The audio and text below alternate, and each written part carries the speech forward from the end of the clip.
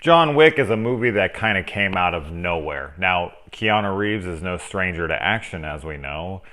He did Speed, he did the Matrix trilogy, he's done tons of cool action flicks over the years. But John Wick was a character that I'd never heard of. This movie kind of came out of nowhere, and it blew our fucking minds. I mean, when I was told about this movie, I was like, yeah, cool, yeah, let's go check it out, whatever. And I checked it out, and I was just sitting there stunned. I was like, what is this? This is the best thing that he's done since The Matrix. And it just, I don't know. It kind of reminds me of the casting of Robert Pattinson recently as Batman. Not 100% sure if that's confirmed yet. I know that they still were kind of open to other people possibly, but they're talking with him, whatever. But you're talking about Bill from Bill and Ted's Excellent Adventure. The guy in Dracula that almost blew the whole movie because he was so miscast. I mean, this is a guy that was a goofball. He was the surfer kid. He was in River's Edge, and he was in, all, great stuff. But action hero, Neo, John Wick, freaking, whatever his character's name is in Speed, you would never have thought that of him in those movies that you saw back in the day. But here we are today. Same thing for me with Robert Pattinson. He gets cast in Twilight. He's this teen heartthrob, and now he's getting cast as Batman. And people, some people are freaking out. Some people see that he's done a lot of great shit. He's done some Cronenberg. He's done. He did The Rover, and he also did a movie called Good Times, which is fantastic. And I think he'll kill it. But anyway, it just kind of reminds me of that. It's just, I can't believe we're here. I grew up with Keanu Reeves. I grew up on Bill and Ted. I grew up on River's Edge. I grew up, on these flicks. And I just would have never have expected him to be the action hero that he is today. That's how I see him now. I don't see him as the goofball from back. I actually have a hard time remembering him as that character back then. So it is going to be interesting if he makes a Bill and Ted 3, which they said they're going to with Alex Winters and him. They announced it. They've said this before, so until it happens, I won't buy it. But will he be able to step back in the role of Bill? Yes, probably, but he's the action hero now to me. Yes, he made like The Lake House and other stuff in between his action flicks, so it's not like he's stepped completely away from other types of roles. It's just here we are today where Keanu Reeves to me is like action hero guy, which is, thinking back when I was a kid is odd. But this movie starts with, and I have seen all three at this point. Of course, I saw the first two when they came out, but I saw the third about an hour ago, so I'll get to that, and we're gonna burn them. We're gonna burn through them all. And yes, I dressed for the occasion because John Wick dresses sharp, and I sure as shit ain't gonna fucking look like no slub while talking about his movies. So this one starts at the end, which I'm not a huge fan of. I've always kind of talked shit about the whole starting at the end of the movie and then working its way back and coming to that scene later in the movie. I don't know, it kind of annoys me, but really didn't annoy me all that much here. Action heroes just shouldn't date. I think that's just a golden rule here. Not that his wife gets killed because of his actions, but even if so, they always end up dying. Whether it's cancer or being killed, doesn't matter. They always die. They never live. Every action hero does not get to have his day in the sun, I guess. He does not get to have a good life. He has to pay his penance. He's got karma coming to him, I guess. And so after she dies, she sends him a puppy, and this puppy is supposed to be his first step towards peace, towards getting over her, towards, it's love this small little creature here, and you can ascend from there, and this will start small baby steps, a dog, then you go from there. And Theon Greyjoy from Game of Thrones comes in and thinks, this guy's nobody, I want his car, I'm gonna fuck him up. So they fuck him up, and they leave him alive, big mistake, and kill his puppy. You don't kill a man's puppy. You don't kill a man's dog. Okay, you don't kill a man's anything, but you don't kill a man's dog. Watch the movie Red as well. That's like a much smaller scale John Wick. Red. And so, yeah, I mean, animal abuse in films, animal killings in films. Yeah, most of us aren't a big fan of it, and it's a bold move. But I will say it's pretty much the quickest way to get you to instantly want someone dead. If someone shoots a kid or a puppy, that character's fucking life has now just become forfeit like, to the audience. They're like, kill them. They could kill 150 people, millions, depending on the movie. You know, freaking Darth Vader can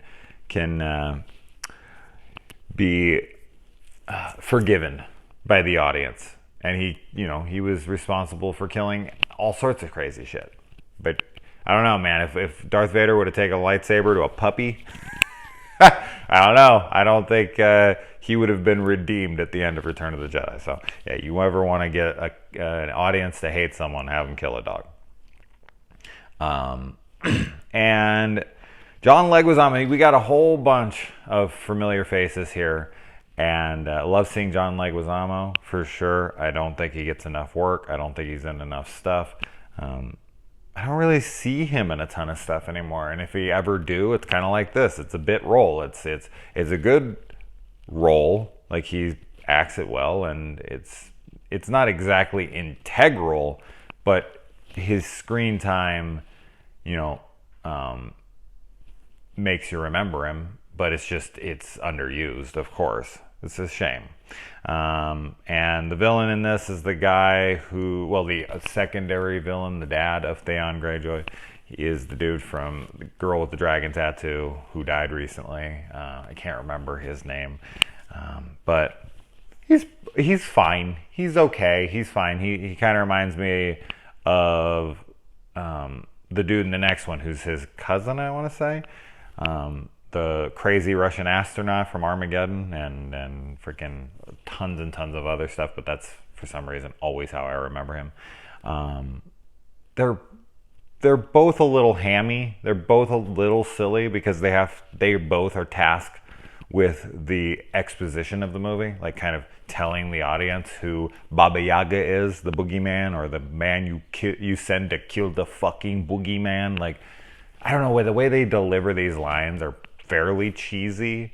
The film, while it is serious, I don't want to say that John Wick films are serious, because they're not. They're balls out action films.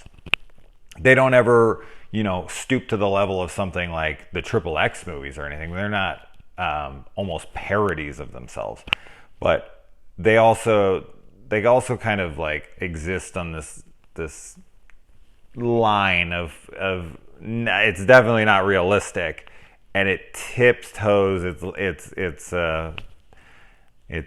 toes there just a little into the ridiculous. And I don't mean the ridiculous of being able to take out 50 fucking guys. I mean the characters are almost caricatures. They're silly in a way, some of them. So, and that happens through all three of these.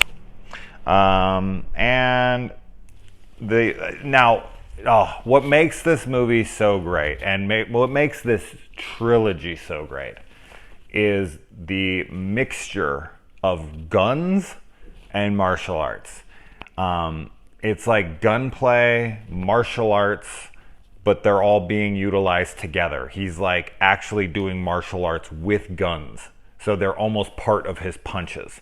And everything is precision, headshots. My God, headshots. This movie should have been called Headshot. It's crazy violent. And it's the least violent of the three, for sure. But man, that nightclub fight scene, that basement nightclub fight scene where he's going after Theon, I can't remember what his actual name is in this, but he's Theon fucking Greyjoy, is just amazing. The choreography is gorgeous. The lighting, the attention to detail on everything, the gunplay is freaking fantastic. I mean, as silly as it is, it's also very believable in a way. Like, it's very tactical. you can tell that Keanu Reeves really, really focused. And if you ever look at documentaries of him on like The Matrix and whatnot, he commits himself fully. Like he is a student of whatever they're doing, and he is a great student. He really, he learns his moves. He becomes it. It's not just a role to him. It's like a lifestyle. And that's what's great about him. He's such a fucking great guy too. If you've ever looked into like videos and stuff, if you've ever read anything about him, he just seems to be the fucking most down to earth, amazing person. So there's really nothing I can't say good about the guy. But a movie that predates this that kind of reminds me of that one's a little more in the science fiction area, but it's kind of ironic because it was coming out around the same time as The Matrix. I don't know if it was actually like stealing from The Matrix or if they just kind of had a similar aesthetic to them, but a movie called Equilibrium with Christian Bale. That's like gung fu, where almost like John Woo style, Chow Yun Fat or Fat Yun Chow, however the fuck. I've seen his names put in different orders many times, but like the tequila movies and whatnot, where he's like fighting with his guns, but he's like punching, fighting. The guns become part of the kung fu.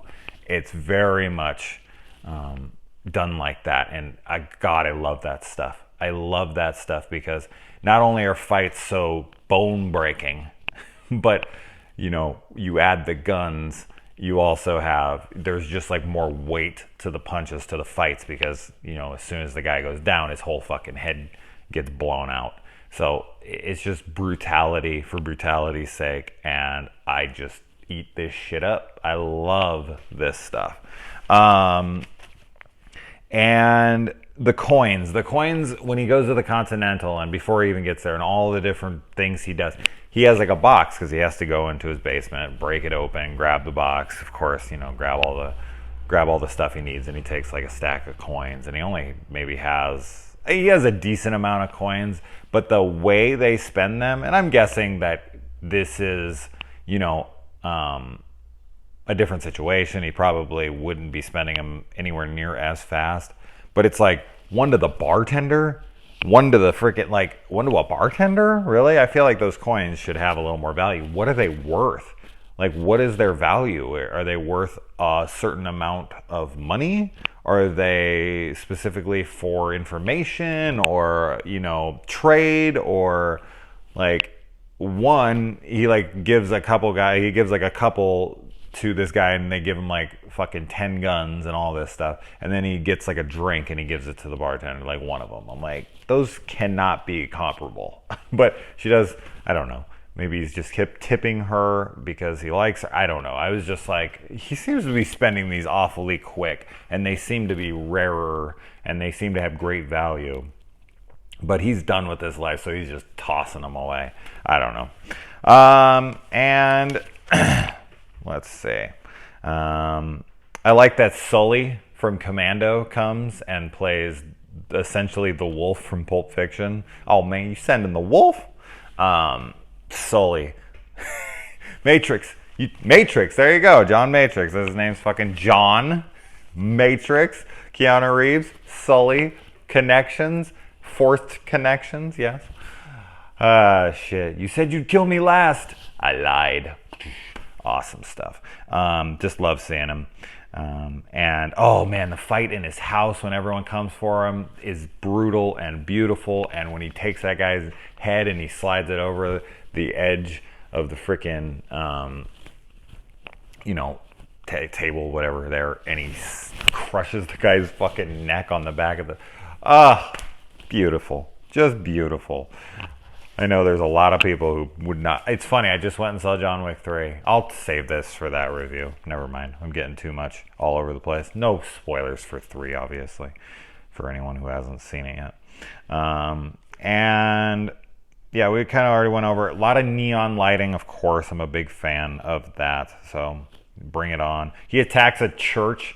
Oh, man. That's gnarly. And he goes in there and he burns all their money. Kind of reminds me of the Joker in The Dark Knight.